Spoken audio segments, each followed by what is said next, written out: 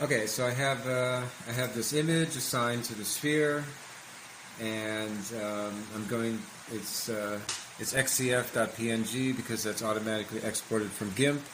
When I double-click the XCF, I'll be able to edit this in the GIMP, and I'll just fill this in with green real fast. Okay, and then I'll save it, and I'll exit GIMP, and then it will reload in blendot. There we go, it's reloaded. Okay, so let's go back to this sphere, and then I'll go back to, notice over here we have kra.png. So I'm going to take this image, this is from krita. I'm going to drag that over to, let's see, the material. Yes, over here. Let me drag that again. Dragging the PNG over to the image, replacing that. And then I will go into krita by double-clicking the KRA file.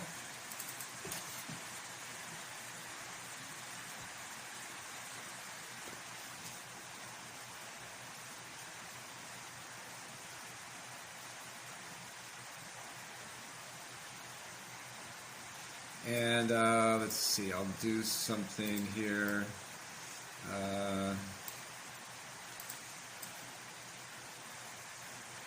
I'll just blur the image out, maybe use this knife tool. This knife tool is pretty cool. Krita has all sorts of really cool painting tools.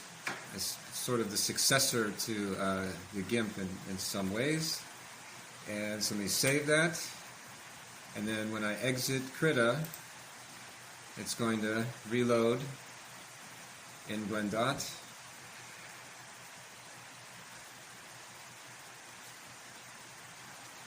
And I didn't have to manually export anything.